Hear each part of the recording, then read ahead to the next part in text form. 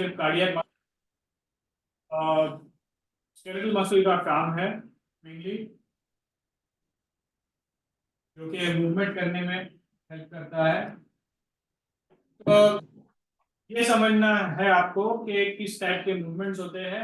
एक होता है फिजियोलॉजिकल मूवमेंट, जो आप देख रहे हो, जो आप कर रहे हो movement, bending, flexion, extension, sideways, taking away from the body, abduction, taking close to the body, adduction, external rotation, internal rotation, supination ऊपर की तरफ, pronation नीचे की तरफ। तो ये सारे फिजियोलॉजिकल मूवमेंट्स होते हैं। मेडिकल टर्म्स में हम जो मूवमेंट बता रहे हैं, flexion, extension, rotation, internal external rotation, pronation, supination, abduction, adduction, ये सारे के सारे फिजियोलॉजिकल मूवमेंट्स बता रहे हैं।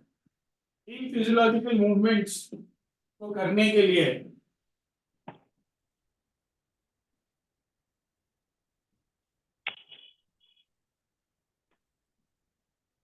एक्सेसरी मूवमेंट्स की जरूरत होती है।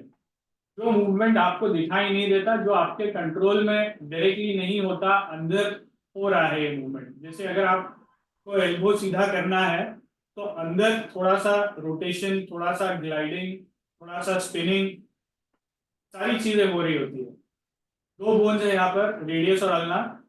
तो कुछ एक दूसरे के ऊपर स्लाइड हो रहा है, कुछ ग्लाइड हो रहा है, और कुछ रोटेशन, स्पिन भी हो रहा है। ये होते हैं एक्सेसरी मूवमेंट्स।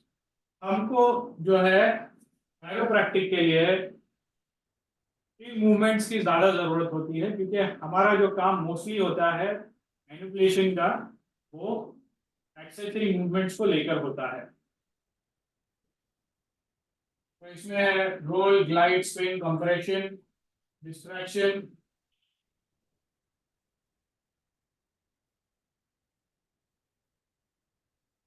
पॉस्चर, जैसे हम बैठते हैं, चलते हैं, घूमते हैं, वो है पॉस्चर। सिंपल टर्म्स में पॉस्चर बोला जाए तो आपके बॉडी के हर एक पार्ट को हम एक सेगमेंट कहते हैं। ये एक सेगमेंट हुआ, आपके आपका आर्म, आपका फोरआर्म, आपका हैंड, हर एक की एक सेगमेंट हुआ। तो the position of each segment in relation to the other is posture in simple terms. मतलब हाथ आपके बॉडी के रिलेशन में कहाँ है, फोरआर्म आपके आर्म के रिलेशन में, बॉडी के रिलेशन में कहाँ है, ये सब पॉस्चर में आता है। पॉस्चर बिगड़ता है तो मस्कुलोस्केलेटल प्रॉब्लम होते हैं, पेन होता है, लोग काइरोप्रैक्टिक के पास जाते हैं। तो this is how we keep moving.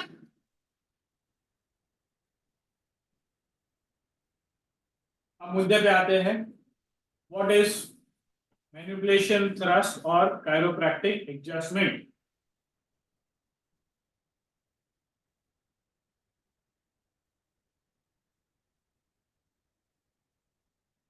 तो काइरोप्रैक्टिक एडजस्टमेंट पहले जो है, थियरी ये कहती है कि सारा मूवमेंट स्पाइन से आता है, सारे इश्यूज जो है स्पाइन से रिलेटेड होते हैं। इसके लिए आपको समझना होता है कि स्पाइन में क्या होता है। जो आपको स्क्रीन पे दिख रहा है वो है वर्टिब्रल सबलक्सेशन। सबलक्सेशन और डिसलोकेशन दोनों भाई भाई है, ऐसे समझिए। डिसलोकेशन मतलब जगह से पूरी तरह से हिल गया, इसको आपने उखाड़ दिया, ये उखड़ गया पूरा जगह से, दैट इज डिसलोकेशन। दूसरा है जब वो जगह से थोड़ा सा हिलता है, और minor dislocation, that is called subluxation. तो जब वर्टिब्रल कॉलम जो होता है उसमें ऐसा मूवमेंट कुछ हो जाता है जो नॉर्मल नहीं है, अब नॉर्मल पोजीशन पे चला जाता है, पूरी तरह से जगह से निकला नहीं है, टूटा नहीं है, उखड़ नहीं गया है, डिसलोकेट नहीं हुआ है, थोड़ा सा हिल गया है जगह से, वो है सबलक्सेशन। तो जब ये सबलक्सेशन होता है, इसकी वजह से, इसके कारण, तो इससे नर्व निकल रही है, उनके ऊपर प्रेशर आता है, यहाँ की जो मसल्स है, उसके लिगामेंट्स है, जो सॉफ्ट टिश्यू है, उसका अलाइनमेंट बिगड़ता है, जिसकी वजह से आपको पेन होता है, रिस्ट्रिक्टेड मोबिलिटी होती है, और कई सारे प्रॉब्लम्स आप फेस करते हैं, या आपके पास पेशेंट फेस करते हैं। तो हमको ये वर्टिब्रल सबलक्सेशन को ठीक करना है, ये हमारा एम होता है इन कायरोप्रैक्टिक्स। तो कायरोप्रैक्टिक एडजस्टमेंट क्या है? It is a hands on technique used by chiropractors to manipulate the spine and the joints. So the goal of adjustment is to realign the joints, relieve pain, और इसके साथ सिर्फ pain relief नहीं होता है, कई सारी चीजें भी होती है। डेफिनेशन के लिए ये है, समझने के लिए ये बात है कि जब कोई बोन या कोई अलाइनमेंट बिगड़ जाता है, उसको ठीक करने से पेन तो जाता ही है, उसके साथ साथ मूवमेंट इंप्रूव होता है, सर्कुलेशन इंप्रूव होता है, जो नर्व कंडक्शन है वो इंप्रूव होता है, of course best thing is patient की मोबिलिटी, जो उनका डे टू डे मूवमेंट नहीं कर पा रहे थे, उठ नहीं पा रहे थे, चल नहीं पा रहे थे, वो इंप्रूव होता है। तो it is not just improvement in the alignment, it is also improvement in the circulation, in the muscles, in the conduction of nerves.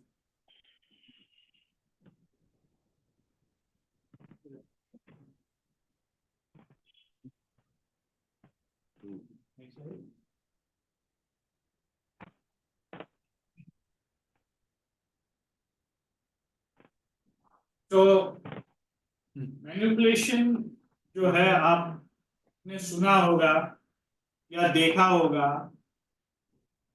कि, एक मिनट होल्ड करिए प्लीज। नहीं, आप कंटिन्यू करते रहिए।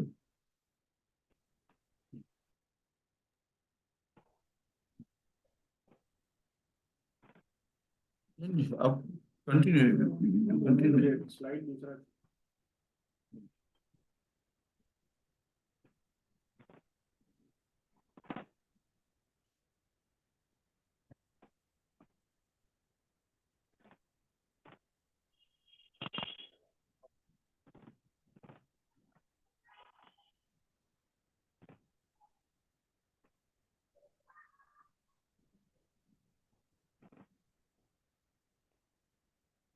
So what is manipulation, thrust or chiropractic adjustment?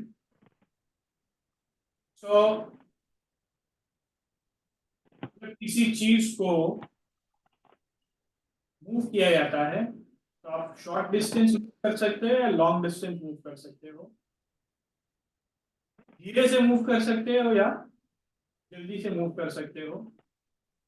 तो velocity is this, movement कितना fast कर रहे हो, that is velocity. Amplitude is how much it moves. So chiropractic adjustment is a high velocity, मतलब फास्ट, एंड लो एम्पलीट्यूड मतलब short movement, इतना ज्यादा movement, इतना बड़ा मूवमेंट नहीं, ये है इससे इतना मूव नहीं हो रहा, शॉर्ट यही पर, और फास्ट।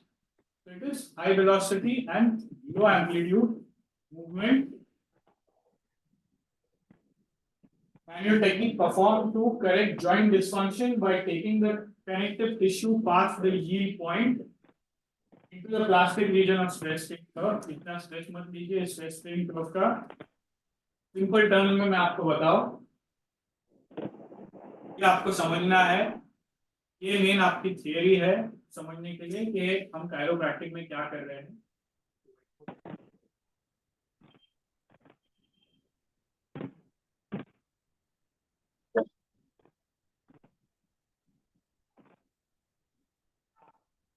जब आप कोई मूवमेंट होता है, ये आपके कंट्रोल में है, इसके बियॉन्ड आप थोड़ा और पुश कर सकते हो, जो आपके कंट्रोल में नहीं है, लेकिन कर सकते हैं, कोई और पकड़ के खींचे तो खींच जाएगा। एक पॉइंट है जिसके आगे आपने खींचा तो वो टूट जाएगा, तो वो होता है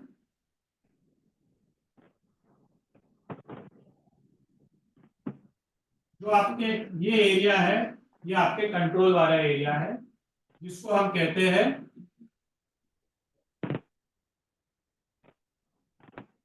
फिजियोलॉजिकल मूवमेंट।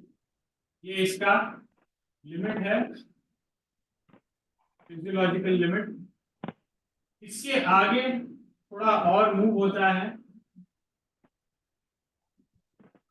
और ये है इस पॉइंट के आगे गए तो ये ब्रेक हो जाएगा, टूट जाएगा, जिसको हम कहते हैं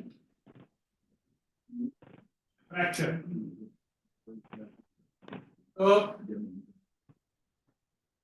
हमको काम करना है इस स्पेस में। ये है आपका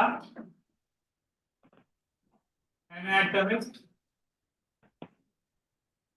लिमिट, यहाँ पर।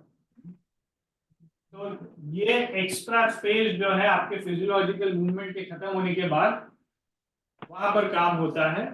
किसी चीज को जब आप फिक्स कर रहे होते हो तो उसको जहां तक पुश करना है उससे थोड़ा ज्यादा हम पुश करते हैं, या किसी चीज को, अभी सर पे आप कैप पहन रहे हो तो कैप को आप थोड़ा वाइड करोगे, फिर उसको बिठाओगे तो वो जम के जगह पर बैठ जाएगा। उसी तरह जॉइंट को जब आपको जगह पर बिठाना है तो जितना मूवमेंट अभी आपके पास है या आप जितना कर सकते हो फिजियोलॉजिकल मूवमेंट, उससे थोड़ा आगे हमने पुश करना है, एनाटॉमिकल स्पेस में ले जाना है, एनाटॉमिक लिमिट के पहले तक ले जाना है और छोड़ देना। जब छोड़ दोगे तो वो वापस आके यहाँ पर बैठ जाएगा, आपका नॉर्मल फिजियोलॉजिकल मूवमेंट जो है नॉर्मल हो जाएगा। तो this is what we are doing in chiropractic. ये जगह पे काम करना, फिजियोलॉजिक लिमिट के बाहर, एनाटॉमिक लिमिट के अंदर। तो यहाँ पर जो मूवमेंट होता है ये होता है मोबिलाइजेशन, जो हम फिजियोथेरेपी में करते हैं, अगर आप फिजियोथेरेपिस्ट हो तो जानते हो। और ये होता है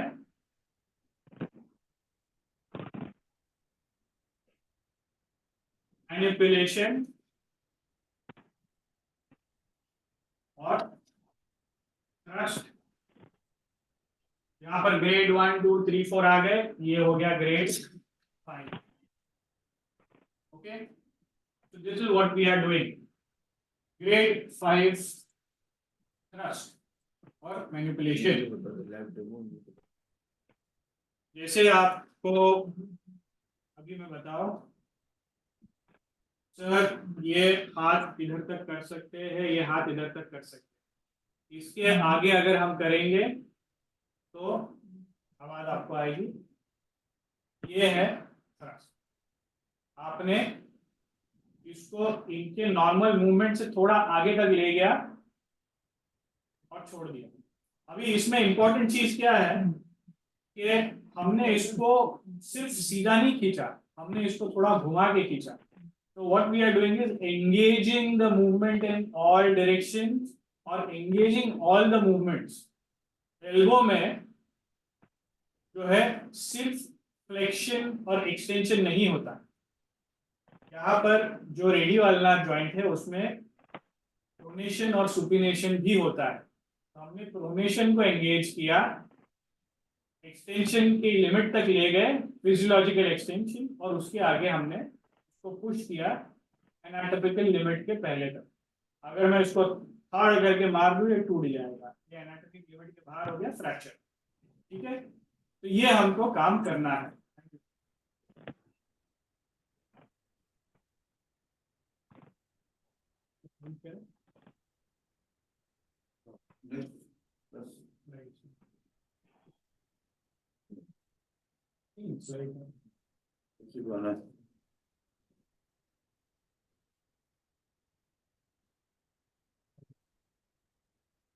तो ये हो गया हमारा, ये जो यहाँ पर बताया है ये यही है, ये एनाटॉमिक बैरियर है। यहाँ पर ये है एनाटॉमिक बैरियर, ये एक्टिव रेंज ऑफ मोशन, ये दोनों तरफ का फ्लेक्शन एक्सटेंशन, ये न्यूट्रल समझ लीजिए, दोनों तरफ का बता रहा है, आगे का भी पीछे का भी। और ये आपका एनाटॉमिक बैरियर है, हमको ये जगह को एंगेज करना है, ये समझ लीजिएगा। ये same thing being shown on this also. Active range of motion, mobilization, manipulation and right. तो ये आपके limit of anatomic integrity, hypomobility मतलब कम मोबाइल हो, कम मूवमेंट हो तो हाइपो, ज्यादा हो तो हाइपर। ये आप यहाँ पर इतना ये मूवमेंट आपके कंट्रोल में होता है और इसके आगे हम काम करते हैं, ठीक है।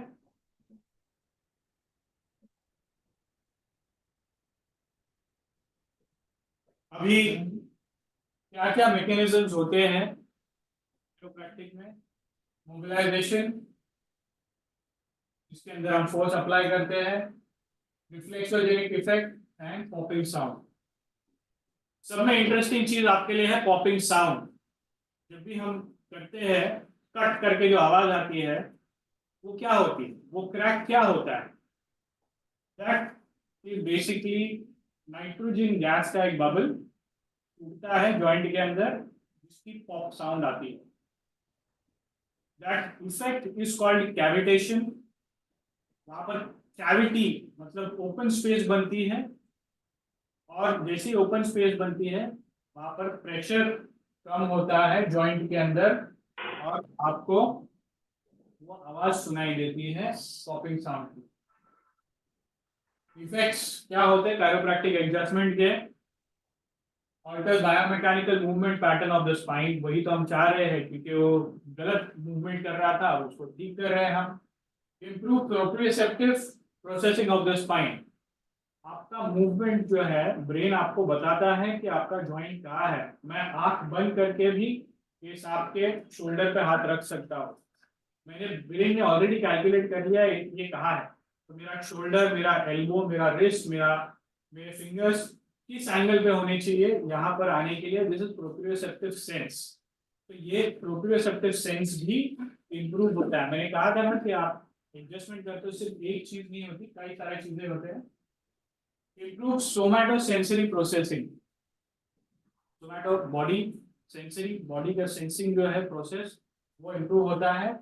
improves motor control, improves functional patterns। motor control of course आप जब कुछ चीज नहीं कर पा रहे थे, अगर नर्व पे प्रेशर था तो आपका कंट्रोल इतना नहीं था, शायद पेशेंट की ग्रिप नहीं थी, या कहते थे हाथ से कुछ पकड़ते हैं तो छूट जाता है क्योंकि उनके नेक में प्रेशर था ऑन द नर्व। वो नर्व को हमने रिलीज किया बाय मैनिपुलेटिंग, तो ये इनका ग्रिप स्ट्रेंथ वापस आ गया। Alters pain perception through three main things, that is neuroendocrine system, segmental inhibition and motivational affective modulation। ये सब डिटेल में आपको समझने की अभी जरूरत नहीं है। शॉर्ट में ये समझ लीजिए कि मैनिपुलेशन से जो है कुछ फील गुड हार्मोन्स भी रिलीज होते हैं। तो न्यूरोएंडोक्राइन जो है that is there segmental spinal inhibition, मतलब स्पाइन के अंदर भी कुछ सेंटर्स होते हैं जहां से कंट्रोल आता है। जैसे रिफ्लेक्स, किसी गर्म तवे पे आप हाथ रखने जा रहे हो, झट से आप हटा लेते हो, वो रिफ्लेक्स ब्रेन तक नहीं जाता, स्पाइनल कॉर्ड से ही वो काम हो जाता है। तो स्पाइनल कॉर्ड में भी चेंजेस होते हैं जब आप मैनिपुलेशन करते हो। ये कुछ चीजें हैं जो आप कर सकोगे। और अब हम एक लाइव डेमो भी करेंगे। तो टाइप्स ऑफ कायरोप्रैक्टिक एडजस्टमेंट्स में ये सब चीजें हैं। Mostly what we are doing is diversified technique and spinal manipulation. ये डाइवर्सिफाइड टेक्निक, स्पाइनल मैनिपुलेशन, ये मोस्टली हम करते हैं। थॉमसन ड्रॉप टेबल्स इंडिया में अच्छे नहीं मिलते, हमको इम्पोर्टेड ही यूज करना पड़ेगा। 2-3 लाख का एक ड्रॉप टेबल आता है, अगर किसी को इम्पोर्ट करना हो तो उसका ट्रीटमेंट, उसका तरीका अलग होता है। Bonsted adjustment, Bonsted was one famous doctor who used to do adjustments। आज की तारीख में नेक एडजस्टमेंट्स के लिए Bonsted काफी यूज किया जाता है, but it's not only neck, the entire body can be done through Bonsted method। Activator, हमारे पास एक्टिवेटर भी है, जो कि एक छोटा सा इंस्ट्रूमेंट होता है, आप यूज कर सकते हो नेक के लिए, बैक के लिए, किसी भी पार्ट के लिए। What are the contraindications? कोई भी चीज, कोई भी काम करते हो, वेदर आप नीडल डालते हो या मैनिपुलेशन करते हो, सब में पहले आपको उसके कॉन्ट्रा इंडिकेशन पता होने चाहिए। इंडिकेशन पे बाद में जाए, पहले कॉन्ट्रा इंडिकेशन देखो। अनस्टेबल और हाइपोमोबाइल जॉइंट, अगर जॉइंट स्टेबिलिटी नहीं है, आपने मैनिपुलेट किया और टूट जाएगा या बिल्कुल डिसलोकेट हो जाएगा। Please don't do that.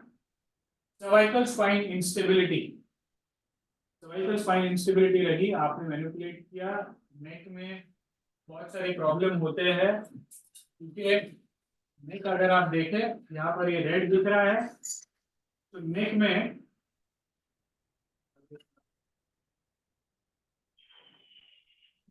Blood vessels भी होते हैं जो जाते हैं वर्टिब्रा के through.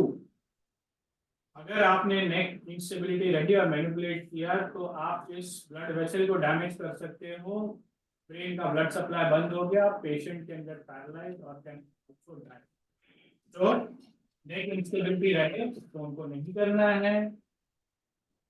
Degenerative joint disease, degeneration इतना ज्यादा हो गया हो, joint disease is not simple osteoarthritis, there are other joint diseases also, जैसे लूपस है, सिंपल सी बात, उसमें आप नहीं करें if it's gone beyond a certain stage। Fractures आप नहीं कर सकते फ्रैक्चर्स में। Inflammation, joint effusion, local metastasis, metastasis cancer basically.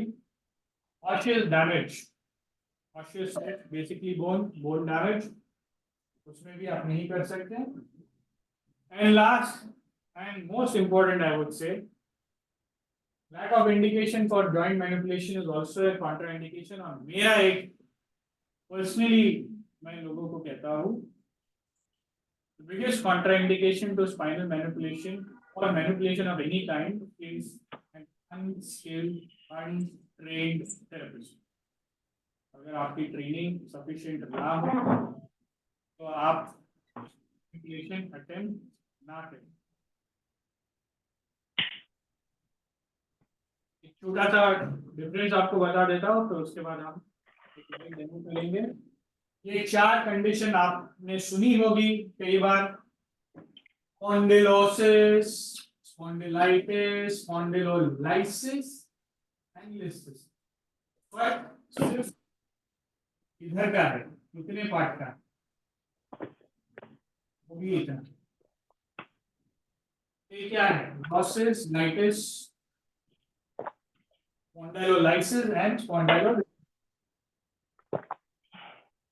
This is the kind of picture that you will see। Spondylosis जो है वो कुछ ही सेगमेंट में डीजेनरेशन हुआ हो, that is spondylosis।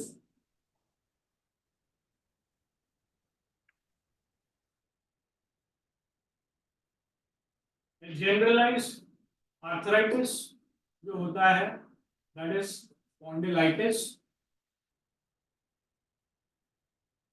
स्पॉन्डाइलोलिस्टिसिस मतलब वर्टेब्रा ही पूरा डिस्लोकेट या सरक गया हो, सबलक्सेट हो गया हो। स्लिप डिस्क होती है, ये स्लिप वर्टेब्रा है। लास्ट होता है ये स्पॉन्डाइलोलाइसिस, ये एक्चुअली इसके पहले का स्टेप है। ये आप देख रहे हैं, ये डॉग का शेप आपको दिखाई दे रहा है, और ये डॉग का एक कॉलर यहाँ पर बना हुआ है। तो ये यहाँ पर पार्स इंटरक्लैरिस एरिया जो है उसका फ्रैक्चर या उसका सेपरेशन होता है, तब तो उसको हम कहते हैं स्पॉन्डिलोलाइसिस। इसको अगर छोड़ दिया गया ऐसे ही तो जो इस स्टेज में बदल जाता है, दैट इज स्पॉन्डिलोलिसिस। ओके, तो डेफिनेशन के हिसाब से degeneration is spondylosis, arthritis of the spine is spondylitis, spondylolysis is defect in the pars interarticularis, and listis is basically vertebra or spinal column slips forward, it could slip backward also, it can be anterolisthesis or retrolisthesis। तो ये हुआ एक छोटा सा introduction, ये sir आपको बता चुके हैं। This is how we are going to go, these are the topics we are going to cover in our theory class, and this is how the practical will go. Especially we have the last day, we also have live cases so that you can practically see and learn। जो आपके पिछले दिनों में पहले first से लेके fourth day के morning तक आपने जो कुछ भी सीखा, वो आप पेशेंट में देख सकते हैं, और हमने डायग्नोसिस कैसे किया और उसका ट्रीटमेंट कैसे किया वो आपको देखने मिलेगा live cases. So it's not going to be only bookish knowledge, it's also going to be practical on the patient live case। Okay, so एक 5 मिनट का ब्रेक लेते हैं।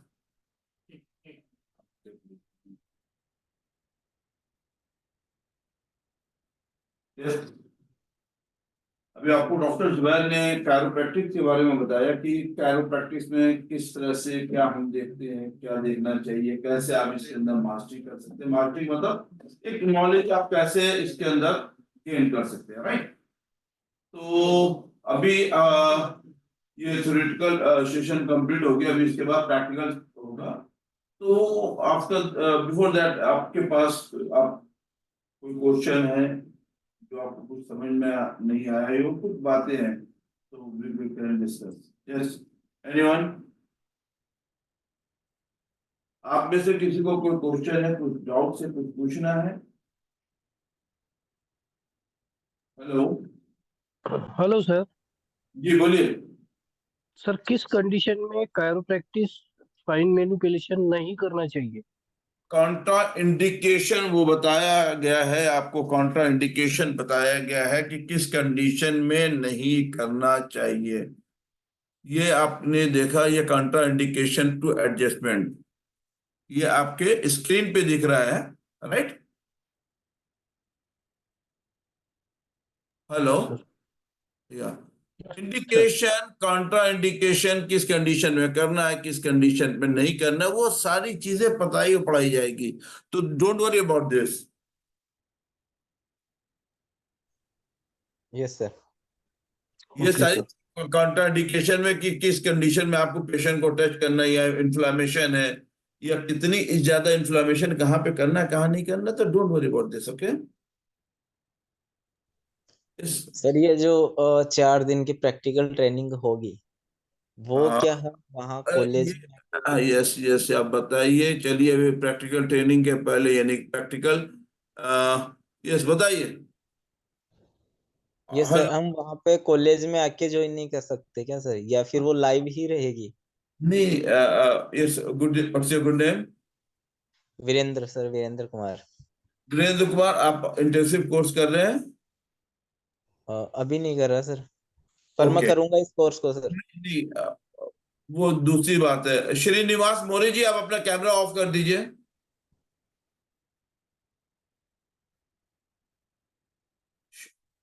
अभी यहाँ पे मैं आपको एक चीज बता दूं कि ये जो आप कह रहे हैं ना कि मैं अभी 4 दिन का प्रैक्टिकल ट्रेनिंग करूंगा, तो जो उसका आपको ये पूरा 100 आवर्स का वो ट्रेनिंग कोर्स है। वो आपको 68 आवर्स आपको थ्योरी करने के बाद ही आपको प्रैक्टिकल ट्रेनिंग के लिए आना होगा।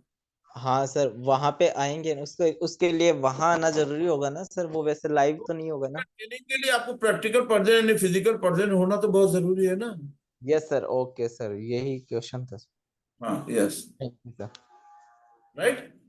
Yes sir. वीडियो ऑनलाइन हो रही है, जैसे आज हमारी अभी हम लोग वेबिनार ऑनलाइन हो रहा है, उसके साथ 3 क्लास भी आपकी ऑनलाइन होगी।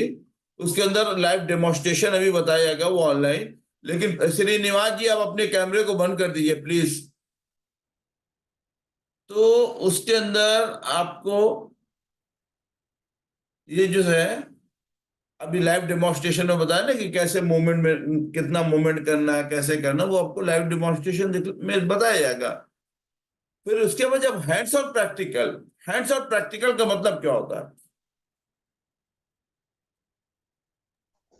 यस सर, जो हाथ से फिजिकली पकड़ जो। के बताया जाएगा पेशेंट के साथ किस किस तरह से कैसे कैसे कैसे पेशेंट को आप हैंडल कर सकते हैं। Right? Okay okay sir.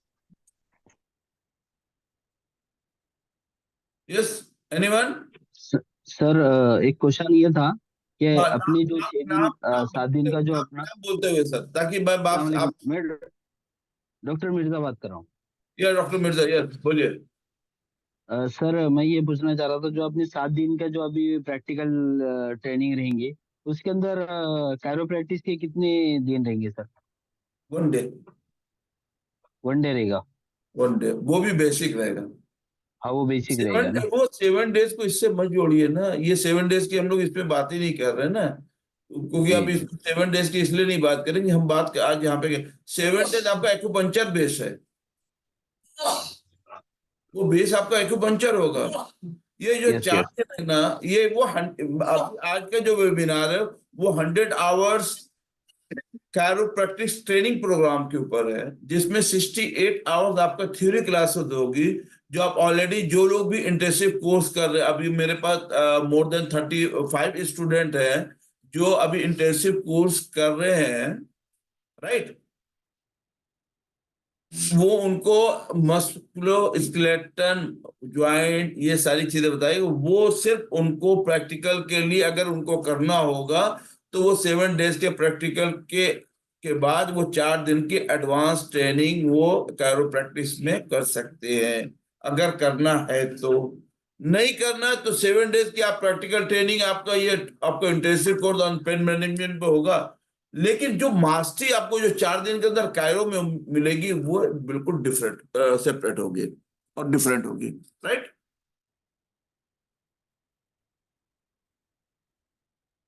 Clear? Yes sir. Sir और एक क्वेश्चन था, अगर सपोज अभी नहीं 4 डेज, अगर अभी अपन ये प्रैक्टिकल सेशन नहीं कर पाए तो बाद में ये कर सकते हैं ना ये उसमें? अभी अभी अभी मैं आपको बताऊं कि ये आपका जो मई में शुरू होना है, अभी ये जो 23 मई से शुरू हो रहा है 29 तक, ये 7 डेज का होगा। फिर उसके बाद 32 लगे 2 जून तक होगा। इसके बाद की बात तो हम नहीं कर सकते कि इसके बाद क्या होगा। ओके। ये दोनों को हम लोग हमेशा साथ में इसलिए अभी फर्स्ट टाइम में इसलिए कर रहे हैं, क्योंकि दूर से आने वाले लोग क्या है ना, 4 दिन और रुक सकते हैं। हाँ सर, ये बहुत अच्छा किया सर। अभी ये जैसे प्रॉब्लम। डॉक्टर मिर्जा, आप कहाँ से हैं? मैं औरंगाबाद महाराष्ट्र से हूँ। औरंगाबाद से। औरंगाबाद। अभी औरंगाबाद से आप यहाँ पे आएंगे, 7 दिन मुंबई रुकेंगे, राइट? Yes yes. 4 दिन और आप रुक जाएंगे तो आप कायरो भी सीख के चले जाएंगे। और यस यस यस। अभी इसके अंदर अभी हमारे अभी, बहुत सारे ऐसे हैं जो चेन्नई से हैं, मैसूर से हैं। Tabassum, are you here? Poona से हैं, बहुत मतलब ऑल ओवर इंडिया से आते हैं ना, तो अभी वो आके यहाँ पे 7 डेज के लिए स्टे करते हैं प्रैक्टिकल ट्रेनिंग के लिए। तो वो 4 दिन और जिनको सीखना होगा वो 4 दिन और क्या वो रुक के सीख लेंगे, जो इंटेंसिव कोर्स के लिए आ रहे हैं, right? Yes sir. Yes sir. Okay. Yes sir. हम भी राजस्थान से सर। हाँ तो ठीक है। तो अभी आपका ये डाउट्स आपके सारे क्लियर हो गए?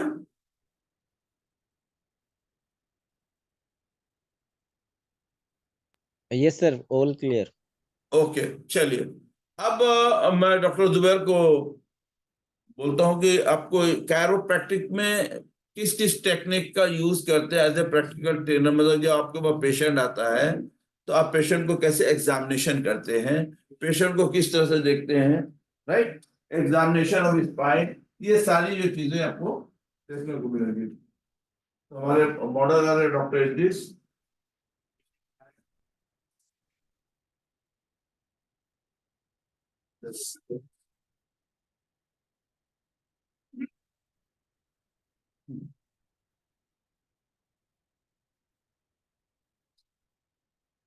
चलिए, तो अभी मैं आपके लिए एज ए पेशेंट आपको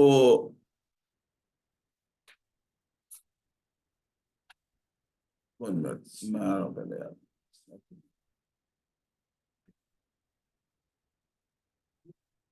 हाँ, अब यहाँ पे for example I am a patient, right?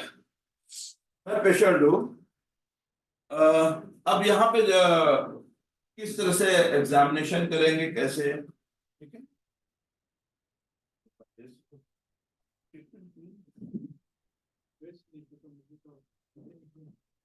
आप निकाल देता ना।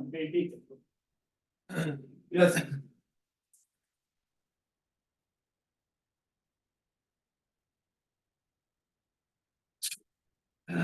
Patient is getting ready. Yeah. तो इट्स वेरी इंपॉर्टेंट कि पेशेंट को आप बराबर से एग्जामिन कर सको, तो उनके कपड़े गीले होने चाहिए। कभी कभार, हाँ ठीक है, शर्ट आउट रखे, उनको कह के अगर बेल्ट पहना है तो निकाल दे, पैंट लूज कर ले थोड़ी सी, तो उसमें it's easy for you to examine. And very important is, कोई भी टेक्निक आप करोगे उसके पहले आपके पास रीजनिंग होना चाहिए कि आपको टेक्निक क्यों कर रहे हैं, और उसके लिए आपको पहले एग्जामिनेशन करना जरूरी है। आपका एग्जामिनेशन परफेक्ट है, आपका डायग्नोसिस परफेक्ट होगा, और अगर डायग्नोसिस परफेक्ट है तो सिर्फ आपको ट्रीटमेंट कौन सी टेक्निक लगानी है उसके ऊपर। That is the most basic thing. कोई भी मेडिकल इश्यूज के लिए या कोई भी पद्धति आप फॉलो कर रहे हो, चाहे आप एक्यूपंक्चर करो या एलोपैथी करो, यूनानी करो, आयुर्वेदिक करो, होम्योपैथी करो, does not matter. Your examination, your diagnosis, मतलब असेसमेंट, डायग्नोसिस सही रहा तो आपका ट्रीटमेंट सही जाएगा। उसके लिए आपके पास कई सारे ऑप्शन भी हैं। फेस डाउन लेट जाइए सर।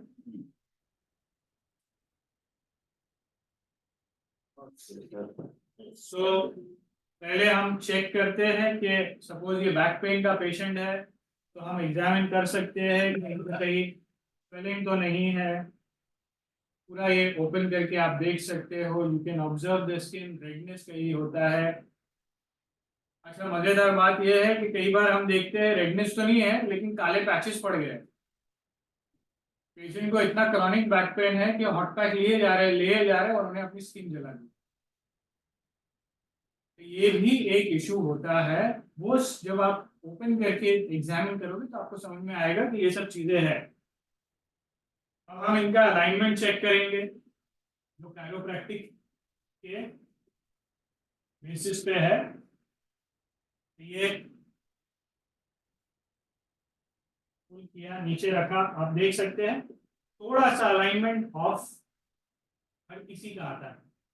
मतलब इनका ये एक पैर थोड़ा दिखने में छोटा लग रहा है इसके कंपैरिजन में, यहाँ एक्चुअली उल्टा हुआ, ये थोड़ा सा लंबा है इसके कंपैरिजन में। तो वी आर नॉट बाइलैटरली सिमेट्रिकल, हमारे बॉडी के दोनों साइड इक्वल नहीं होते। लेकिन अगर ये मैं एग्जामिन करूं और ये इतना ज्यादा मिले मुझे,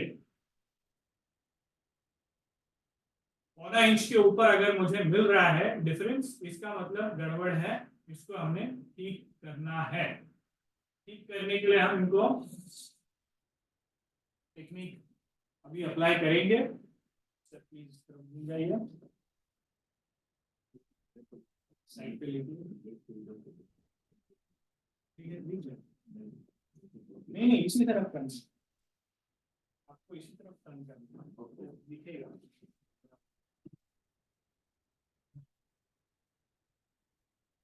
ये हमने इनको पोजीशन किया और यहाँ से हमको इनको मैनिपुलेट करना है।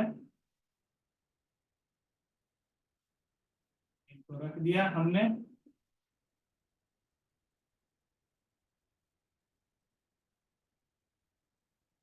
और ये हमने इनको मैनिपुलेट करके क्लिक किया। सर उस तरफ घूम जाइएगा।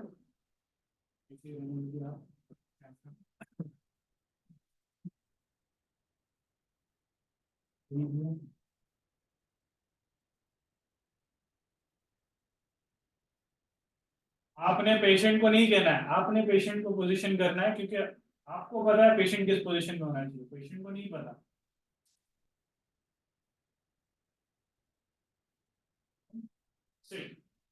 अब हम दोबारा चेक करेंगे। खाने में नमक तो डाल दिया, चखा नहीं,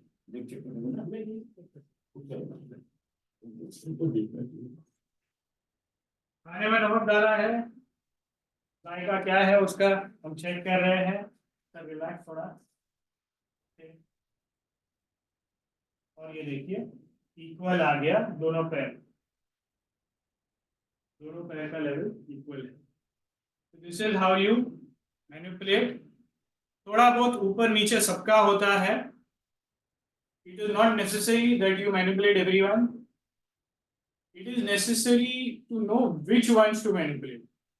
तो जब आपका अलाइनमेंट ज्यादा खराब लग रहा है तो आपने डेफिनेटली मैनिपुलेट करना है। आधा इंच या उससे कम हो, it is not necessary that you manipulate and correct.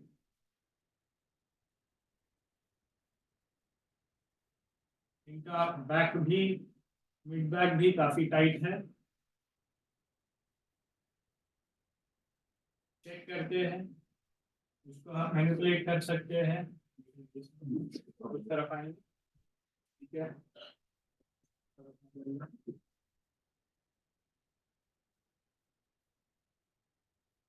साथ लीजिए, छोड़िए।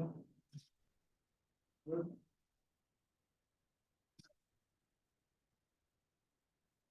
बस बस।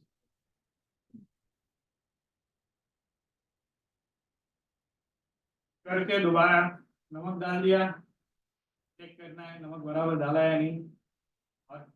और ज्यादा डालने की जरूरत है। देखिए ये रिलैक्स लग रहा है, अभी मुझे ये सॉफ्ट फील हो रहा है। तो this is how you see instant results with chiropractic manipulations।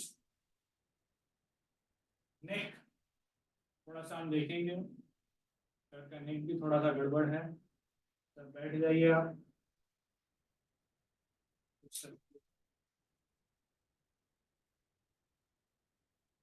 नीचे रखिएगा, राइट टर्न करिए, टर्न करिए, पूरा लेफ्ट टर्न करिए। कोई रिस्ट्रिक्शन लग रहा है आपको? Good patient. अभी इनका फिर भी ये थोड़ा टाइट मुझे फील हो रहा है।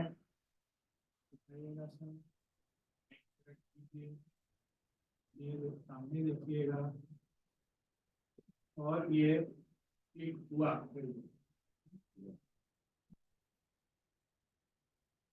ये इन्होंने चैन की सांस ली, इसका मतलब है इनको रिलीफ मिला।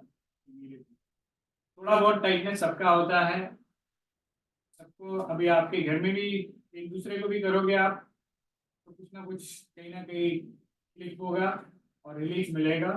Because with our day to day life posture खराब होता है या थोड़ा सा स्टिफनेस यहाँ आ जाता है, यू फील बेटर। सर सीधा लेट जाइए यहाँ पर, ठीक है फिर सर।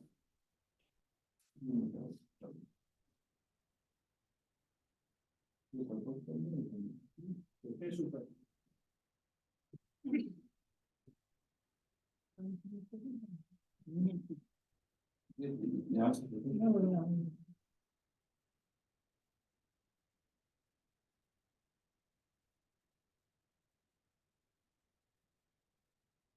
हम नेक चेक कर रहे हैं।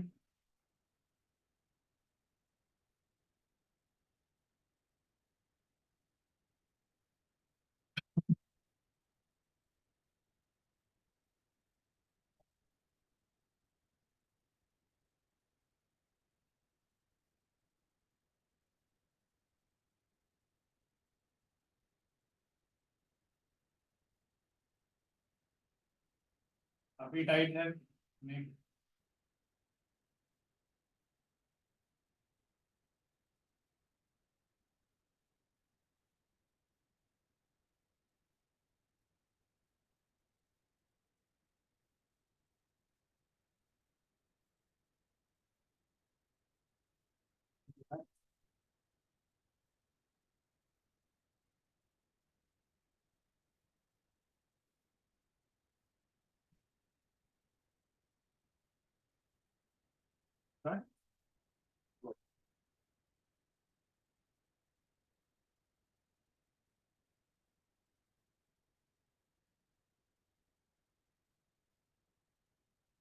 ये ये हमने थोड़ा सा हमने इनको मैनिपुलेट किया, टफ था क्योंकि स्टिफनेस काफ़ी है। अभी हम उनका थोड़ा सा नेक मसल फिर भी रिलीज कर रहे हैं, क्योंकि कई बार पूरा काम नहीं होता है मैनिपुलेशन से, तो दूसरी कुछ चीज़ें भी करनी पड़ती है। Acupuncture is a very good option to relieve muscle spasm or any type of soft tissue sprain around the joint, जिससे joint free हो जाए।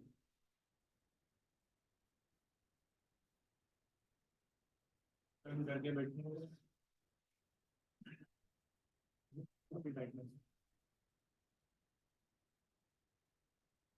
Pain, giddiness, no. Always check for pain, discomfort, giddiness if you do a neck manipulation. So this is how, these were very basic simple techniques जो कि हमने अभी की है। इसके अलावा बहुत सारी चीज़ें करनी होती है। हमने पेल्विस एडजस्टमेंट किया, लोअर बैक किया, thoracic किया, सर्वाइकल किया, और इसके अलावा भी बहुत सारी चीज़ें हैं जो हम कर सकते हैं। फॉर द टाइम भी आपको समझने के लिए ये एक छोटा सा इंट्रोडक्शन था, डेमोन्स्ट्रेशन था। जब आप आएंगे तो पूरा सीखने मिलेगा। सर आप कुछ कहना चाहेंगे? Thank you very much doctor Zubair.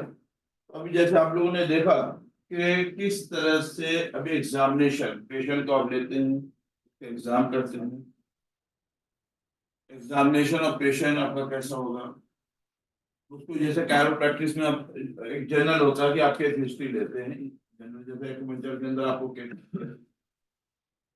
History लेते हैं, तो उसी तरह आपको इसमें भी कैरोप्रैक्टिस में भी आपको क्या पेशेंट ऐसा नहीं कि आया और अपने लेटाया और चालू कर दिया, उसके अंदर भी आपको केस हिस्ट्री लेनी होती है, राइट।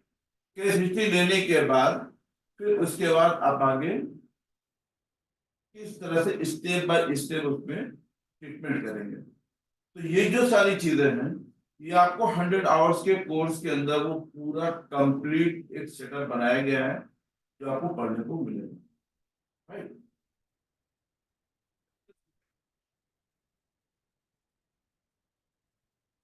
सीढ़ी उतर आ रहा है तो यार। Hello, clear? Yes sir.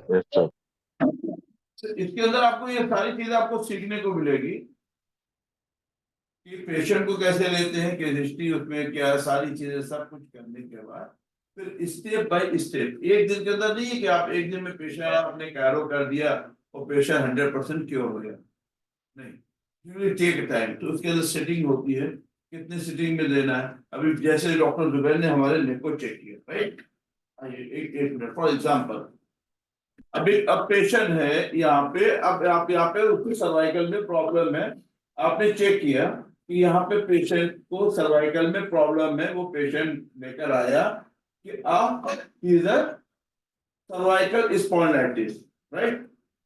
आपने सोच रखा कि अभी इसका तो हमको नेक की मूवमेंट करनी है, लेकिन यहाँ पे जैसे आपने चेक किया तो ये क्या मसल क्या है बता रही है कि बहुत तो मायोफेशियल रिलीजिंग टेक्निक अगर आपको नहीं पता, मसल को रिलीज आपने नहीं किया और सिर्फ आप मूवमेंट को देना जाएंगे तो वो प्रॉपर नहीं होगा।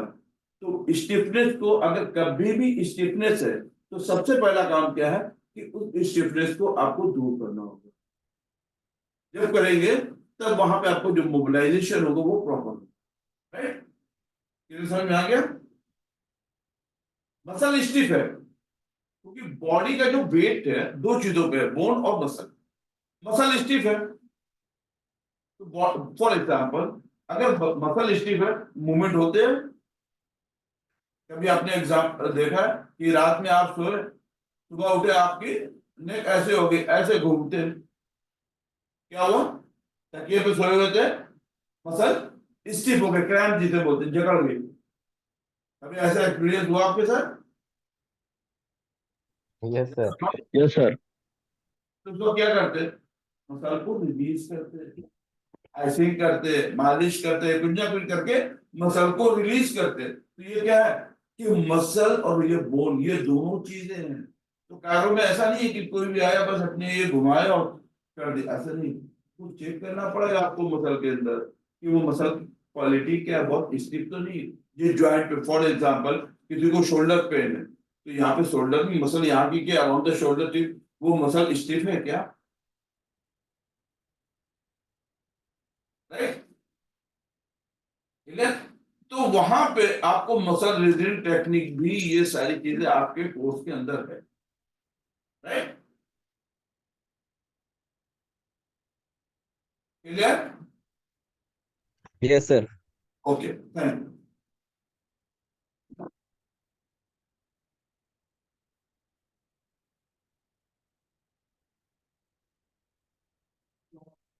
मेरी तरफ से तो मैंने जो कहना था अभी आपको, आज हमारा इंट्रोडक्शन हो गया। इससे जो भी आपने देखा, ये एक डिटेल्ड स्ट्रक्चर है। Understanding what movements take place in the joint, understanding the muscles that are around the joint, and ultimately when there is a problem उसको सही से diagnose करना, assess करके फिर उसके ऊपर ट्रीटमेंट करना। ट्रीटमेंट टेक्निक्स भी सिर्फ एक नहीं है, ये तो आपको मैंने दिखाया वो एक ही चीज थी। हर एक पार्ट के लिए कई सारी ट्रीटमेंट टेक्निक्स होती है, जिसके अंदर हर एक का एक इंडिकेशन होता है। वो सब आप जब डिटेल कोर्स करेंगे तो समझ में आएगा कि ये क्यों हुआ और इसके अंदर हमने क्या किया, अगर ये किया तो इससे क्या होगा आगे। तो that is the whole course about, and details आपको सर शेयर कर देंगे। कब स्टार्ट कर रहे हैं हम सर? हम आज का सेशन एंड करते हैं। Okay okay okay okay. All right, thank you. Good evening. Dr. Jubair, hello. Yes जी बोलिए। just want to ask you कि like किसी भी client को by any chance accidentally और पैर में या हाथ में रोड और प्लेट होता है, maybe in femur or somewhere, so she or he can do that treatment. क्या होता है मैंने सुना नहीं आपका से। किसी भी, I'm audible sir? Yes yes. किसी भी पेशेंट को मतलब पास्ट हिस्ट्री आप 5-10 साल पहले मे बी हाथ और पैर में रोड या प्लेट्स है, तो वो पेशेंट ये कर सकता है या? वो आपको देखना पड़ेगा रॉड प्लेट कहाँ पर है। अगर वो जॉइंट के पास है तो नहीं कर सकते, इंट्रा सर आवाज नहीं आ रही है सर। 1 मिनट आपको म्यूट कर लीजिए तो सुनाई देगा। चलिए अब। अगर रॉड प्लेट है, वो अगर जॉइंट के पास है या जॉइंट के अंदर है, जैसे अभी टिबियल प्लाटो प्लेटिंग होता है या एक DHS स्क्रू फिक्सेशन होता है हिप में, अगर वो सब है तो आप नहीं कर सकते। इवन स्पाइन में अगर उनको जहाँ पर पेन है वहाँ ऑलरेडी कोई फिक्सेशन किया हुआ है, वहाँ आप नहीं कर सकते। हाँ, अगर कोई बैक में किसी को प्लेट स्क्रू लगाया है, रॉड लगाया है, नेक में आपको करना है, नेक फ्री है, नेक कर सकते हो। तो हर एक चीज का इंडिकेशन मैटर करता है, आपको समझना पड़ेगा वो कहाँ पर है। आप जब मूवमेंट करते हो, आप टेक्निक करने जाओगे तो कैसे प्लेस करोगे उनको। अगर आपको लगता है कि प्लेसमेंट में ही वहां पर प्रेशर आ रहा है तो समझने की बात है कि आप वो टेक्निक कर ही नहीं सकते उसको। वो आपको Yes, sir. Take a call as per the patient, it's subjective. जो सीखने को मिलेगा। Okay sir. ये सब आपको जब आप आएंगे सीखने मिलेगा। लाइव पेशेंट भी हम देखेंगे तो उसमें भी पेशेंट से कोई आ सकता है रॉड या प्लेट वाला, तो आपको देखने मिलेगा। Okay, okay sir. so thank you, we are अगर ending the session today. Thank you, And sir. any doubts or details sir? हाँ, ओके। उस पे एक नंबर लिख दीजिए वहाँ पे 9323। ये तक सेशन लेने के बाद कभी कभी दर्द बढ़ जाता है उसके। 9323 ये जो स्क्रीन पे नंबर दे रहा हूँ 2371 इसके ऊपर आप कांटेक्ट करेंगे। 2637 2626 37। आपको कोर्स के लिए रजिस्टर सर करना है। दिख रहा नहीं, नंबर नहीं दिख रहा है सर। आपकी स्क्रीन पे ही है, आपके स्क्रीन पे दो आएगी, दो स्क्रीन आती है, वहां पे आप देखिए। शेयर किया हुआ उस पे देखिए, जाके स्क्रीन पे मत देखिए। तो स्क्रीन शेयर नहीं है। स्क्रीन शेयर नहीं नहीं है। सर, स्क्रीन पे नहीं आ रहा, दिख विजिबल रहा नहीं हो नहीं। रहा है सर, हैं? लाइट इफेक्ट है।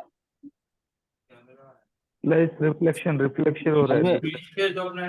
बाद में डाल दीजिए सर, नंबर बाद में डाल दीजिए इसमें। ओके, बात हाँ करते ठीक हैं, है, डाल देंगे। ठीक है, ठीक है। Thank you. Okay okay okay WhatsApp group में रख दीजिए। ओके ओके ओके ओके, ठीक है, चलिए। Okay, thank you very much. Thank you sir. Okay, या सर मंडे के दिन Okay, क्लास sir. अपनी रेगुलर मंडे रहेगी। मंडे इज होली ना? सर हाँ, तो मंडे होली अगर है तो होली को नहीं होगी, फिर वो ट्यूसडे से कंटिन्यू होगी क्लास, राइट? ओके, अपनी Okay, sir. रेगुलर क्लास होंगी ना? या अपनी रेगुलर क्लास होंगी ना? हाँ, वो जो रेगुलर क्लासेस इंटेंसिव कोर्स की होगी, और उसके बाद जो है आपका, जैसा अभी किसी ने पूछा डॉक्टर शाह जयेश ने की फीस क्या है, तो वो सारी चीजें आप व्हाट्सएप पे कर दीजिएगा, आपको सब जो है वो सबको जाएगा, ठीक है। हाँ, रेगुलर क्लास जो है वो मंडे टू फ्राइडे जो होती है वो होगी इंटेंसिव कोर्स की, और कायरो की जो क्लास अभी जो स्टार्ट होने जा रही है, और वो उसकी टाइमिंग क्या होगी, ड्यूरेशन वगैरह सारी चीजें, वो सब कुछ आप लोग को भेज दी जाएगी। Okay, clear? Yes sir. Okay, sir, ये थैंक यू। सर अस्सलाम वालेकुम। यस, सर, ये इंसेंटिव ग्रुप का कोई हमारा व्हाट्सएप ग्रुप है क्या? नहीं, वो ब्रॉडकास्टिंग, एक्चुअली मैं जो भी बनाता हूँ ब्रॉडकास्टिंग ग्रुप बनाता हूँ। ब्रॉडकास्टिंग ग्रुप Okay, में ये होता है कि आपको मैसेज तो मिल जाता है, लेकिन वो एक दूसरे को डिस्टर्ब नहीं करते हैं। Okay sir. आप सभी लोग ब्रॉडकास्टिंग ग्रुप से जुड़े हुए हैं, ठीक है। Okay, thank you, good night, enjoy Saturday thank you sir, it was nice session. And Thank you, sir. Happy Thank Holi you. In advance. Thank you. Yes sir, thank you. या जज़ाकल्लाह sir. या thank you sir. या